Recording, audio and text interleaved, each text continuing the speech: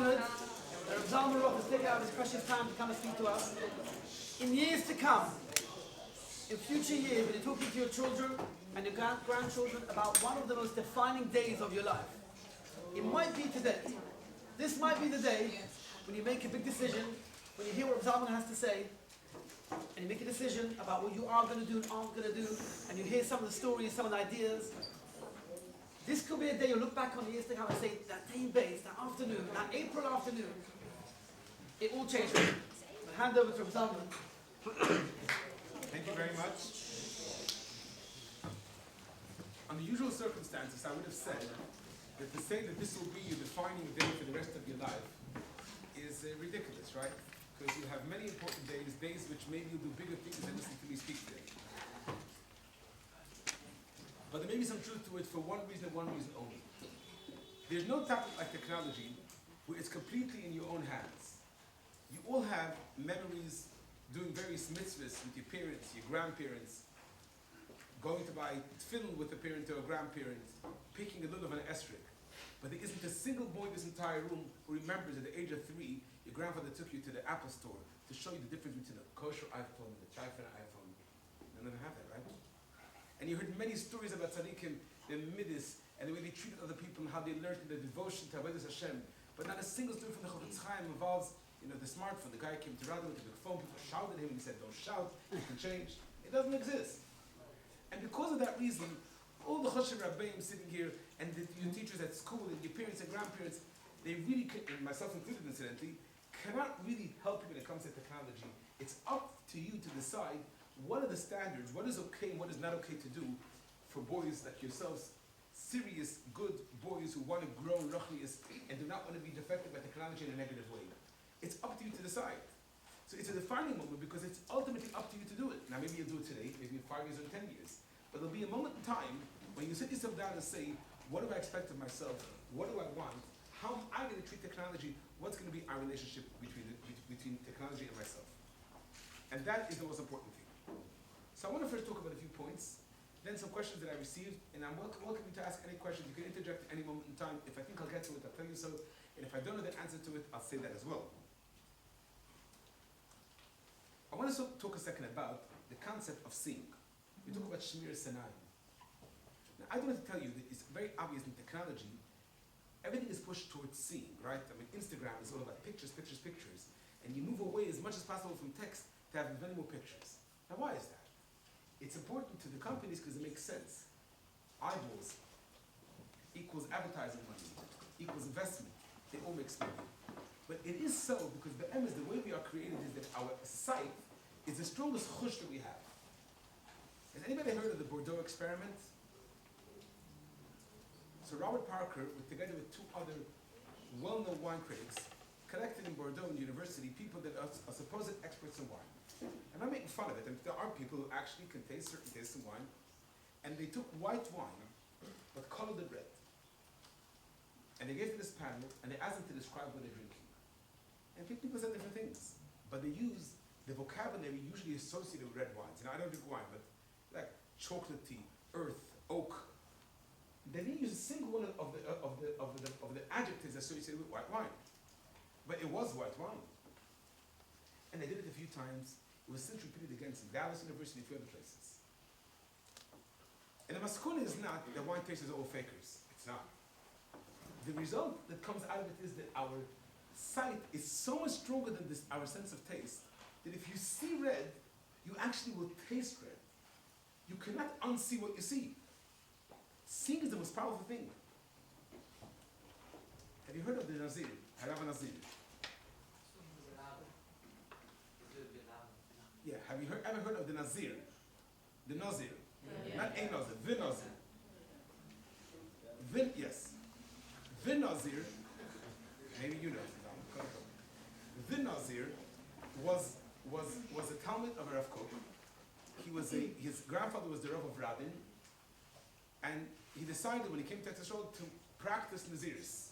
He let his hair grow, he drank no wine, he became a vegan, wore shoes made of wool.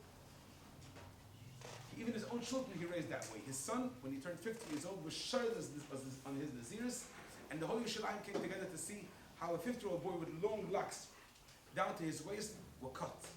And they made a special scissors of gold that was turned in the mikveh for this Muhammad of cutting a Nazir's here that hasn't been seen maybe for 1,000 years or much more than that.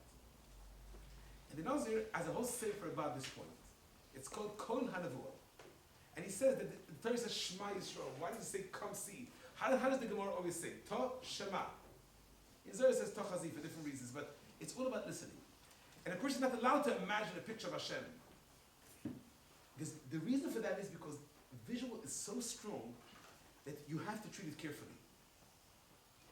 So if you read a book, you can imagine it in your mind.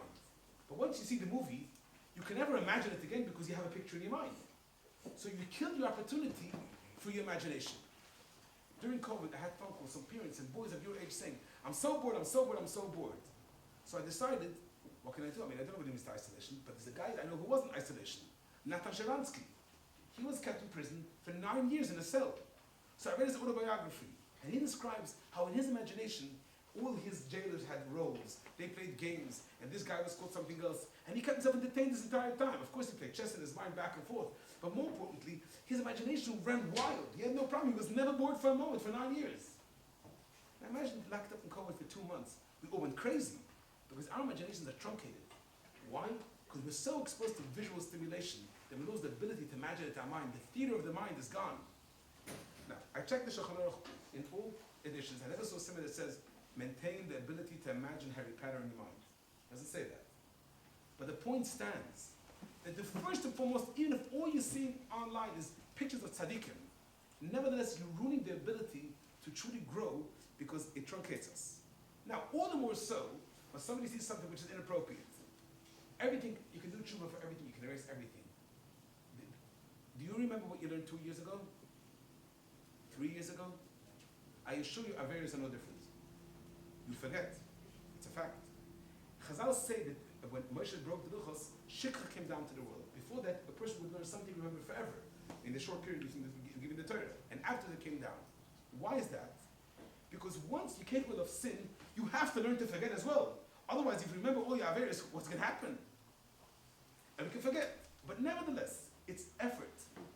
And maintaining the purity of our minds is not just for the mitzvah itself, even though that's important in itself, but it's the effect that it has upon us because seeing leaves such a deep impact. It affects us in a deeper way than anything, than hearing or tasting. Seeing is different. And it's for that reason why, maybe in other parts of our lives we say, it's good enough that I'm careful halfway, it's good enough that I'm just having a certain gather, I can trust myself. It's true. We take rachnizik risks all the time with ourselves. Nothing is foolproof. But the chronology is different. The opportunity for failure and the outcome when we fail is bad enough that we have to take the extra step and apply standards that don't apply in the rest of our lives. I'm not talking now specifically about what is close and what is not. I'm talking about the general approach. The approach of suspicion, the approach of control, and the approach that says, I need to be more guarded, layer upon layer, like an onion, covering myself to know that I'm safe.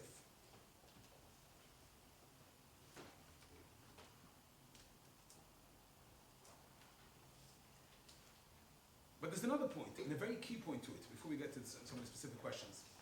It's about control. It's about our ability to control ourselves. I want to tell you a story about a person who's a tzaddik, an absolute tzaddik, and yet taught me how quickly technology peels away our own guards. There was a local family here in our community. They didn't even have a computer at home. They maintained that level. That's special, unusual. Very few people can do that, but they did. And then a medical issue arose in the family. And this type of issue, let's call it like blood pressure. It's not blood pressure, but like blood pressure. One has to keep on giving readings to a doctor on a continuous basis. It's not practical to call the surgery doctor out there and say, it's this, it's this, it's this. So there's an app for it. An app, you record the readings, and then on a regular basis, it submits the results, and the doctor can act accordingly. But they had no computer at home. And the idea of bringing a computer was very difficult for them.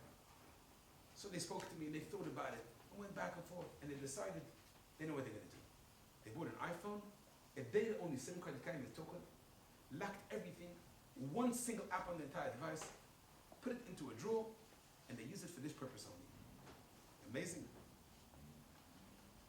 I wish I was on that big. A few months pass, I walk down Golders Green Road, and I see the fellow talking on his iPhone. I would never say anything to him, not my business, but he calls me over. I wanted to speak to you for a while, he tells me. I want to ask you a question. Are you familiar with an app called AccuWeather? Yes, I am, I tell him. And what's your opinion of it? I think it's perfect. Good you think so. Because a few months ago, I couldn't make Kiddush Levana because it's all covered in clouds. And somebody told me that AccuWeather has a cloud covered feature. You can see 90%, 80%. And I could figure out that by 2 o'clock in the morning, there will be a break in the clouds and I can make Kiddush Levana. So I'm happy that you agree I did the right thing by that. I nod my head. And what's with Uber? Uber is perfect. Nothing wrong with Uber. Excellent. Because Purim time, we couldn't get a taxi. And I sent around my Mishloach Manos with the Uber. So I'm happy I did well. And how do you feel about NatWest? What's your view about NatWest? NatWest is a perfect app. I use it myself, nothing wrong with it. Great. There's such great services you can do on the deposit checks. It's just brilliant. And Waze, what's with Waze? Anybody uses Waze. Waze is perfect. Thank you, I appreciate you telling us to be happy today. As he walks away, I think to myself, I feel that the compass is something wrong. Now, Halavai, every Yid in Klal Yisrael had a smartphone with Waze, AccuWeather, Uber, NatWest. That's it. It's amazing. But this person did not plan to do that. They were being so careful. They had a plan, but they didn't think it through. They didn't realize the effect technology has on them. And consequently, ended up in a different place than they wanted to be. A place would be perfect for me, but not what they wanted to be. And I thought to myself, the only time I saw this happen before was in the butcher. Ever been to a butcher? A roll of salami. He gets onto the cutter, and they cut slicing. And each slice is almost see-through. Pick it up. But within seconds, the entire roll is cut across. Then by paper cuts. A small slice, another slice, another slice, another slice. And the only way to avoid the process is to think. To think. To imagine and say, what is my plan? Where do I want to end up? What do I want to do? And plan accordingly. Because otherwise, wherever you are, you'll be sliced thin and moved to a different place that you don't want to be here. And that's the point. We once traveled to Hanover to see a developer of a filter. We thought it would be the be-all and end-all, it didn't end up being it. But as we walked around the technology show, there was a person that was very proud. And he told me that he was on the Apple team that convinced the design team to move the power button from the top of the button, as it was, I think, in the iPhone 7 or 8, and move it to the side.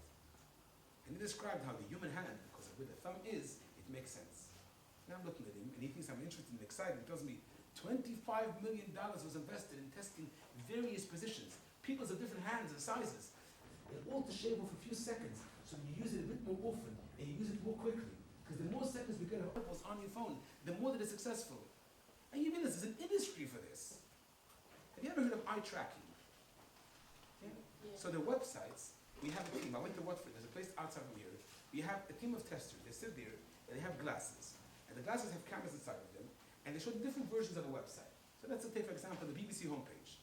In one of them, the headline is in the middle, and one is in the other side, and one is in the bottom, different colors, different sizes, and they track naturally where your eyeball is drawn to. And subsequently, what they learn from it is that they can place the content they want you to see first, or the item they want you to buy first, in the position where it's most optimal for where you will drag on first. So a person thinks to themselves, I went to this website, I bought this item because I liked it. Maybe. And maybe because it was exactly the position that you're supposed to see it. Now, there's nothing wrong with being a sheep people. It's fine, you go along, you want to be dragged along, that's fine. But everything about it goes along in the same way. And nobody knows exactly, but the last figure for Apple's marketing budget, that's from 2009, is how much? Marketing, not development budget. How much? $1 billion. A billion. A million? A billion? A billion. 3 billion. It's 10 billion. 10 billion. You know what 10 billion is? You can take 10 billion and give $1 million to each to 1 million people. That's 10 billion. That is not for development, that's for marketing. And I remember when I was a child, there was the New York Times has one of the biggest newspapers in America, has always a small ad from Tiffany. They sell jewelry. It says nothing. It says Tiffany and a picture of a diamond ring. And there was a strike. 8 days the New York Times didn't go to print. And Tiffany reported loss of sales in 1980 monies of $2 million a day. Now, nobody ever opens up and says, a ring, I need to go buy a ring today. But it's the cumulative effect of what advertising does to us. And therefore, we must have a plan. We have to be ready and able to say, what do I want? And I'll talk about the plan in a moment. But this is the first point, that we have to realize that the plan has to be in place. It's not for me to tell you what your plan is. it instantly to tell you that you have to have a plan. Sit down and plan, what do I want to do, where do I want to end up to, what is okay for me. Understand that the Gedulim have to be part of it, because by its nature it's meant to be tempting, it's meant to be something which takes away our inhibitions and moves us slowly until the goalpost further and further away, unless we plan.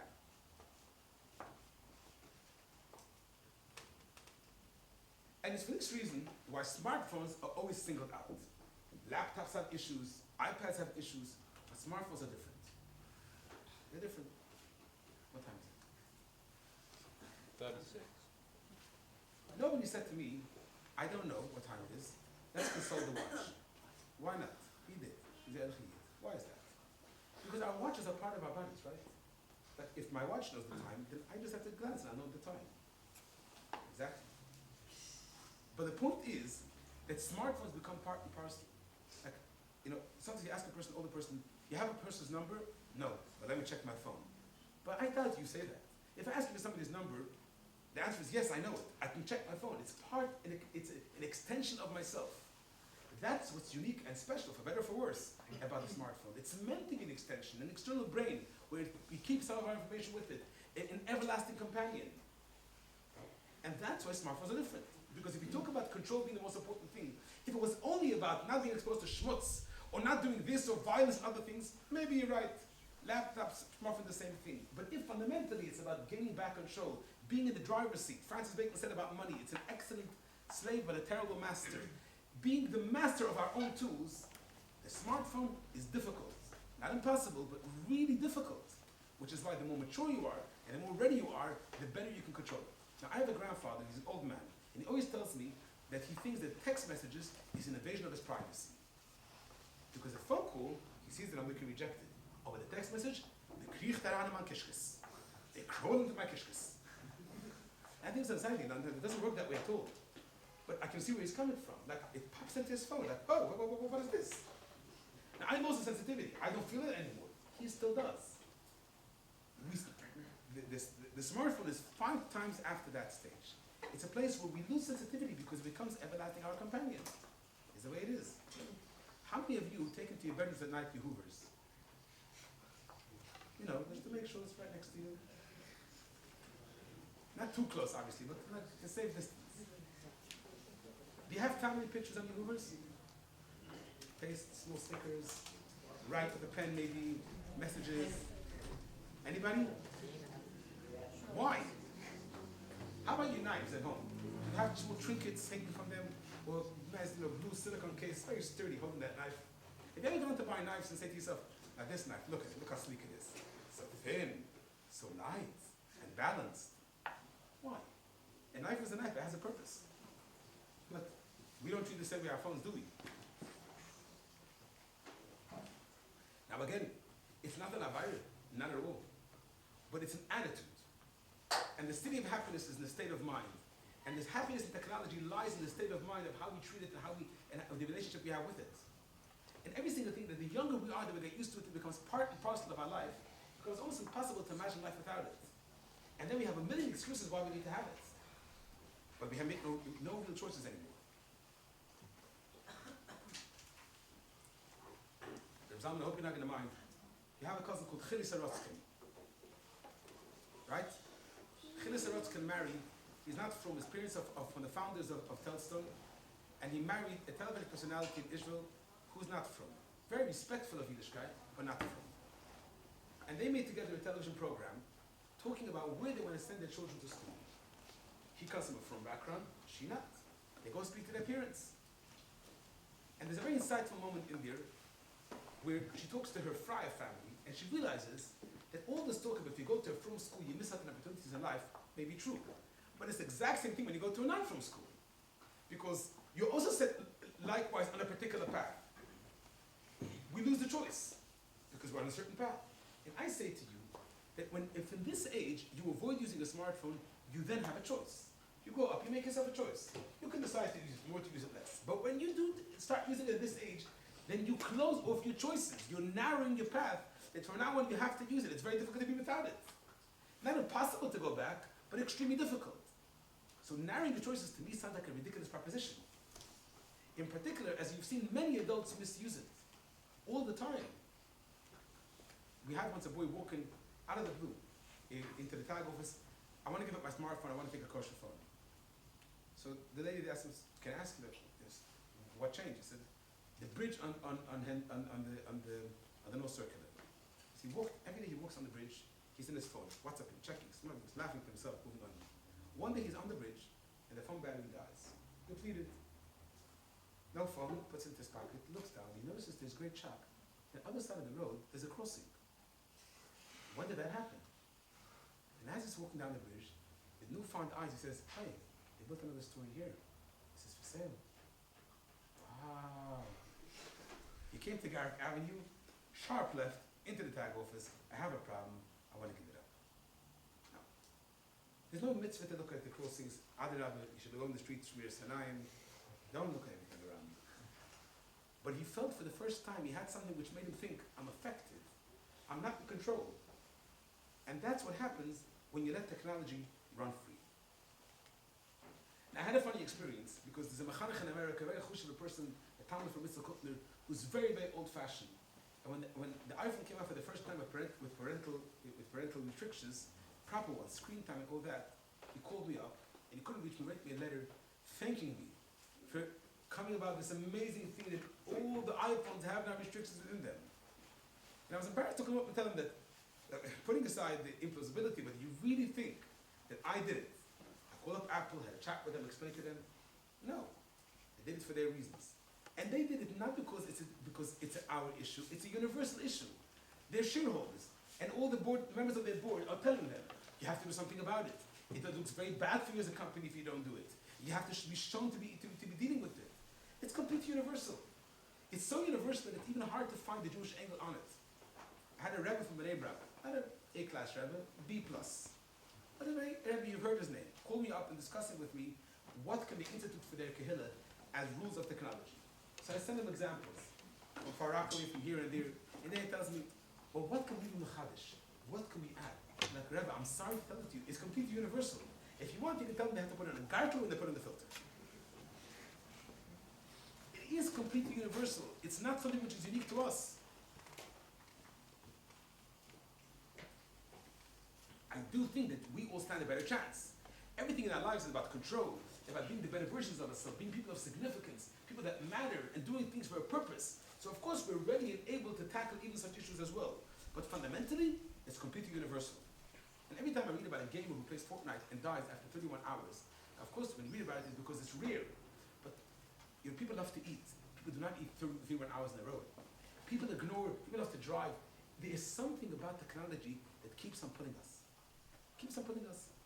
And if you ever played a computer game, or any game and you spent 50 minutes and it was an hour later and you're still there, you know what I'm talking about. You sort of chip away where you're actually not in control of your own actions. And this is something which we need to all work on. Do you understand my point so far? Yeah. I'm not saying you agree. I'm even saying you should do it, but first let's understand the principle. And it's because of this that a plan always has to be in your mind to say, how am I going to treat it, what am I going to do? And I believe that postponement is a big part of this plan. Because it's very easy to believe that we need it all. I was once asked to go speak on Leeds. I thought I'm going to speak to the Koil there. Another train, I wrote points before Rosh Hashanah, what's going to be in the godless and so on and so forth. And I come inside here, and I take me through the Koil. I notice it's getting worse and worse by the minute. Where am I going? And I come into the shul behind the Koilish, and there's a whole shul of people sitting there in jeans, hundreds of people, 700, 600 people. Please. And I was not prepared at all. So I turned around to the Kodesh, kissing the Baruch thing, and said, what am I doing? And an idea came to my mind.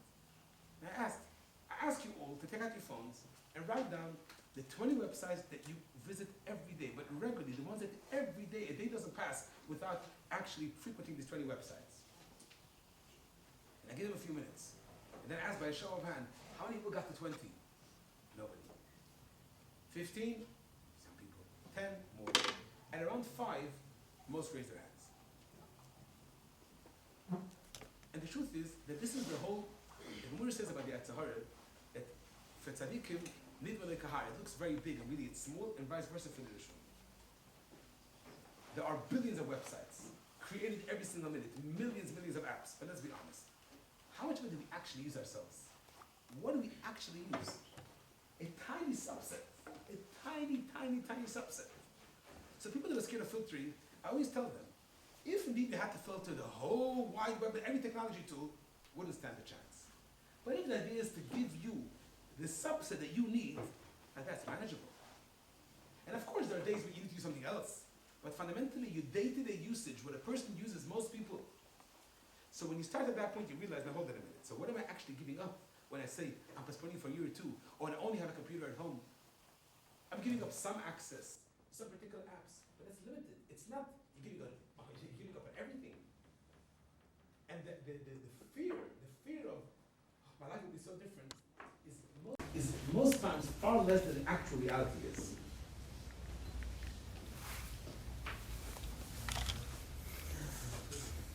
Any questions? Yes. What age would you say is right to get a device, a smartphone? Ooh. Can I say 80? I don't, Dr. Abraham Tversky passed away a few months ago. He had written many books. He was an expert on addiction. A very chushva person. He's practiced in the hospital in Pittsburgh for many, many years. He had programs, really a world-class expert on addiction. And a few years ago, I met him, he said to me, Rabbi Zalman Roth is going to blow your mind. I'm coming back now from Borough Park, where a 6-year-old woman called her father watching pornography online and called me in to help him with his pornography addiction. An 80-year-old man. And he intimated it was from his family. The context was so understood to be so. So is there a time when a person is safe? No, it isn't. But obviously there's a big difference. The more that a person grows in rachnius, the more that a person develops the strength of character, the ability to control their own urges, the less that it's part of their life in the sense that they can't live without it, it's easy to say, fine, this time has come. But most importantly, I believe there's an element of siyata d'shmaya. And that comes when you need it. When a person needs something and has done everything in their power to protect it, and they prepare themselves for that moment, when they do it, at that point, they get the extra help. The Irish says, fine, you've done your bit, I'll help alone. When that pays, it changes from person to person. But in most cases, boys of your age and slightly older do not have a legitimate reason why one can say it's safe enough to get it. I don't think so. Yes. What's the difference between a smartphone restrictions and an iPod and Nokia? So, remember, it's about training. And the point of training is to get used to the fact, if I had it my way, I would have each of us carry around a small briefcase with 100 iPhones. One for Uber, one for news, one for talking, one for email, one for WhatsApp. That would be perfect. Because the separation of the fact that you want to use a certain tool, so now you pick. Today I'm going to use this one. That would be perfect. Now it's impossible, right? But you see what I'm trying to achieve. I would love something which has a single purpose tool. The fact that it can do everything, that makes the sense of attachment so strong. And therefore, having an iPad with a Nokia can be completely misused. It can. But it's a step, not only for yourself, but for others as well, where you're telling yourself, I'll pick and choose. Sometimes I will, sometimes I won't. It's not easy to walk around with an iPad and carry it on your back all the time, so inevitably you use it less. And it's all about creating that sense. Now, it could be in 20 years' time, all this will be so self-understood that it's far less important to do it. We don't have special restrictions when we walk next to McDonald's. Walk 5 feet on the right side, never turn your head in that direction, and close your nose. It's not necessary. It's not necessary because of 1,000 years of chinuch built into us. Chazal said, don't eat bread with the goy, don't drink their wine. And built up a whole corpus of anhugas, which means that you can perfectly walk across McDonald's safely, and I doubt you'd be tempted. We don't have that yet. And we're asked to create all that when it comes to technology in a short amount of years, and who does it? Not Rishonim, not Tanum, not Tamarum, you! And maybe with a bit of help from me. That's not fair. It's a tremendous project. But when that happens, all we can do is experiment. Let's try it. Maybe you're right, maybe that's not good enough. Maybe it's the same. We will try. The experimentation has shown that so far, having an iPad with a Nokia separately is a tremendous shmira, both in terms of training, is setting standards, and using it less as well. I want to ask, does it make a difference that if you use an iPhone for good? Like you can use it to give to Topper and... So I want to tell you something. One day, I was speaking in public, and a person comes over to me and says to me that he has a network of people driving people to hospital. People that he says, without my iPhone, I couldn't do it. I said to him, buddy, you were the reason why Hashem made iPhones.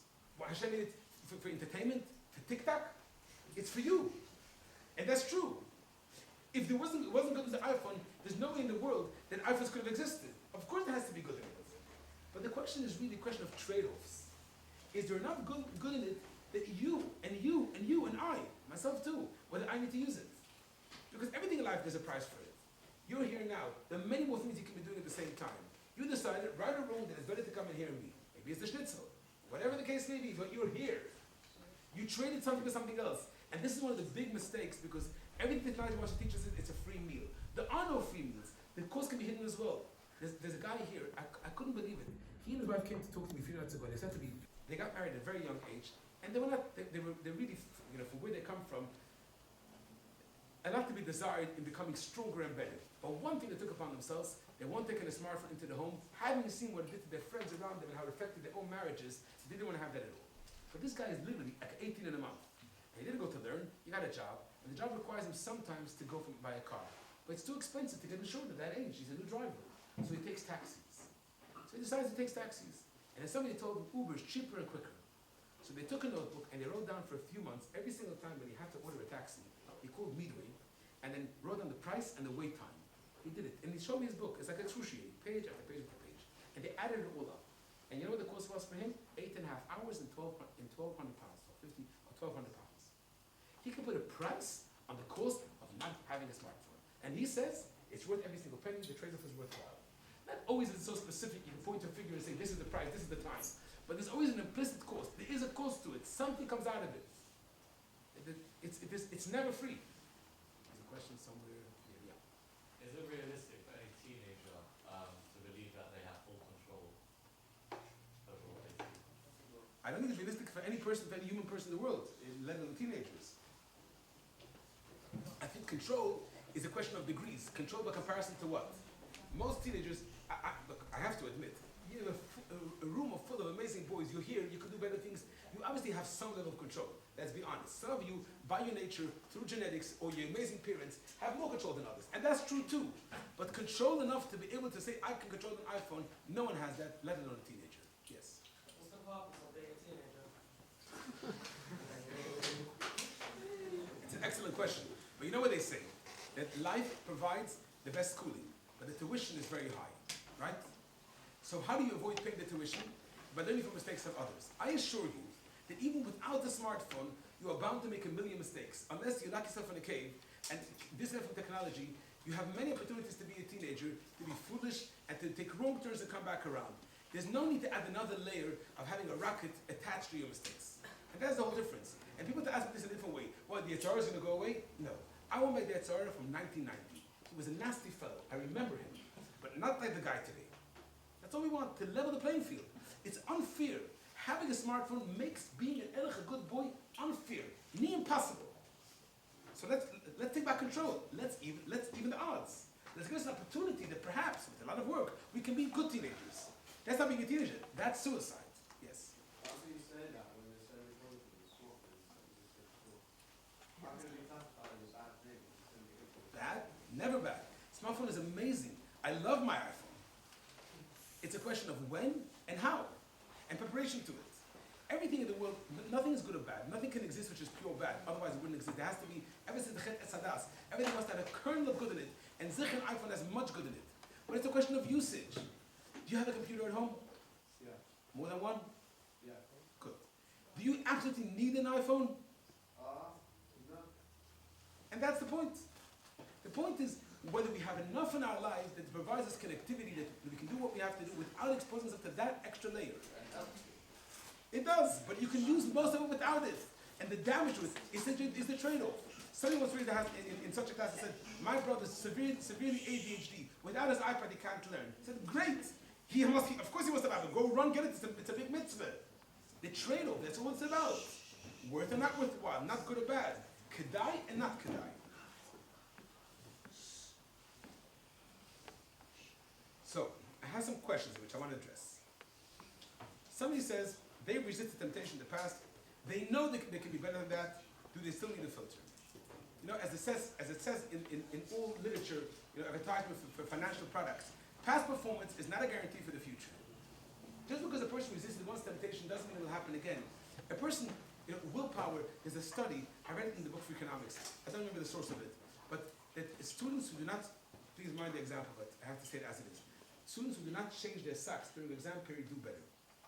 The fact they do not have to worry about that element, and they don't have to, they have more capacity for control elsewhere. we're very funny people. Most of us. The fact is that if a person can be, there are many reasons why a person falls into temptation. I have never seen, not once, a person go off the derech because of technology. Never in my life. It's a catalyst. It plays a massive role. It speeds things up, but it's never the reason. So, this same person, me, you, who yesterday resisted temptation because we had a great day, and we're in a good mood and nothing was missing. Fast forward 10 days, the day is a different day. We have some difficulties which are related to technology, and suddenly we're much more susceptible. So can we all say that our days are equal? They're all the same way. Circumstances don't change around us. And therefore, clearly we have to be strong, clearly to build ourselves. But my point to you is that there's enough ways to practice being strong without exposing yourself to all of it, because we're anyway exposed, as it is. What was the question? Yes. What did you get all your classmates out of iPhone? It is very hard. I would say that if anybody has an iPhone, if you're the only person, most probably impossible. But I have a chiddush, and the chiddush is based on node theory. Does that mean anything to you? Node theory, N-O-D-E. I'm talking to you. We can have a conversation back and forth. If we add into the conversation, we didn't just multiply the conversation, it's an order of magnitude higher, because you can talk to him, I can talk to you, you can talk to me. We add another person, an order of magnitude higher and higher and higher, okay? So that means that a class of 50 boys, with 50 boys, that's for example, 45 boys have an iPhone. It's not, for the 5 remaining, it's substantially harder than if there were 10 boys who didn't have iPhones. Because every other boy you get added to the network on each side adds an order of magnitude of connectivity between the group that has it. It's not necessary for a class to go from 80% iPhones, or smartphones doesn't matter by example, to 50%. It's enough to go down by 5% to make a marked difference. So there was a certain school where the girls had a WhatsApp group, and parents were tearing their hair out. And I said to them, get 10 girls over the group of 60. That took a month. 60 to 50 took a week. 50 to 40 took a few hours. And then it fizzled out. Because order of magnitude, less interesting, less interesting. 2 people in a group cannot talk to each other at all. And the same applies here too. Alone, impossible. But 5 boys is different. And 6 is even more stronger. And a 7 is an order of magnitude stronger. So you don't need to change the entire world. Get a core group of people that says, we'll be a bit more careful. And academic was not all or nothing. Every level there's ways to choose to say, I'll stop using my phone after a certain time. I won't use it on a certain day or in a certain space. There are ways to create the initial stages of control and taking back the territory taken away from us just by virtue of taking small steps, step by step. We're going to bring in people. Or you're going to bring in some people to... Yes, Hashem. Of course, we'll talk about it in a second. Yes, go If ahead. you have a filter which is able to, and you go through any website or anything, it doesn't cover that part of the window and completely cover, like a paint colors and stuff like that. There is such a filter. It's called skin tone filtering, and Gentex filter does it. TechLax filter does it very well on computers. It's not perfect, but it's surely a step in the right direction. It sometimes overcorrects. It can be very annoying. I have it on my computer in the office. I saw recently a beautiful building in Kent. The white color was like a pinky white color. It assumed there was a big, beautiful woman. I don't know how why. And it's all in black, and it's major annoying. But nevertheless, it exists as something which I encourage anybody who will think they can do it, they should take it upon. Yes. Boy chose to tag their phone. Can he choose which websites are unblocked and not blocked? When we do it here, Beis Hashem, you will be in charge of your own devices. You will decide. It's about a responsibility and an opportunity. Choose wisely, but yes, you will. Do you have any different opinions on filters on like iPads or let's say laptops? I certainly do think that it's far easier to filter a laptop. It's a technical reason the way Windows is built as an open system that allows much more. And certainly somebody who says, I need one device, but I want a really strong filter, it's not just mitzad derech, even the gashmis in it, meaning to say that it can be completely granular, to pick down to the level of this and not that, and so on. Laptops provide a much easier canvas for it. But you can achieve filtering with anything, yes. Is anyone from the town going to come? So we will, Beis Hashem, have next week, over a few days forward, as much time as you need, as many days as you need to have. We'll have people coming down here with devices, so as long as you need. We'll be able to gauge the need and the time that we have to provide and how long it takes go along, and most probably make more sense after the first or second session to put forward the list and have booked in times, because it can take a bit longer than we thought. What do you say the benefit of the time for the Apple restrictions? I'm a much bigger believer in Apple restrictions, and with all the deficiencies that come with it, because it's built into the device, much harder to circumvent, and doesn't slow down the device at all. But only when it's used specifically in the way it's intended, meaning at no more than the level of a white list and no more. So how to browser with specific websites. They have like what they call a limited content. That's garbage, useless, doesn't work at all. But somebody who does not need to have a browser can live with that, which of course is a wonderful thing. Or at least have a browser with a limited amount of websites, up to about 10, 15 makes sense. Beyond that, it's not real. Then having the apps that you want and using restrictions is an excellent choice. It provides a much more frictionless experience in the device itself, and I recommend it highly. It's free. I should say I have on my own phone, I have restricted many categories, depending on a specific website. For example, all news are blocked. I mean, I want a specific website, I ask Jennifer to approve it, I press that I want to see, usually within an hour, even sometimes 20 minutes I will get it. Sure. Is it free? The service of installation, 100%. The actual filters, If you have an issue, it would be... exactly. How many people know what it is? Coming in, Some of you know people often want to get the bills that they because of the money. they don't want to start like 40 off or something like that. Tell me, we will make a, we'll raise the Like money. a charity event. I want to say something to you. This is really, really important. When you put on your filters, I want you to look yourself in the mirror and think of yourself on a bad day. Seriously. Do not use the filters as an opportunity to do teshuvah. You want to do teshuvah? Learn. The simple direction is chachma. Get down to it. It tells you exactly how the Gehenna works. It will affect you in some way. Do teshuvah. That's not the time. The Atzahara has one particular tool that goes like this. Put on a filter. Let's go all the way. What happens? You're frustrated. You get annoyed. The filter doesn't work. But who asked you to be a tzaddik? Look yourself in the mirror. This is who you are. Let it reflect what you are today. A month passes and you become a better boy. Then change your filter. But it's far better to know in your heart that you're much better off getting onto the bandwagon of having a filter and being in the right direction than trying to get this extra 5% at the cost of then getting annoyed if sometime later. There's so much to discuss, and I'm more than happy, even after the filtering, I presume we have to sort of wrap up. So I will say this much. If after filtering more questions arise, if you have questions, welcome to submit them. I will come back another time and talk specifically about the questions. There are no perfect answers, but all the questions are amazing because it does one thing, it makes you think. So think, discuss it amongst yourselves, come to your own conclusions. If you have any ideas, no problem, let's bounce it off. I'll come to as many times as necessary for us to have this ongoing discussions. We'll discuss what time we can have our people coming in here, utilize it, try it. Maybe some of you won't find it doesn't work for you. But you won't know until you try, and many of you will find that it works good enough that it's worthwhile the protection that it provides you, and the safety and the peace of mind for now and for the future that it gives you. Thank you very much.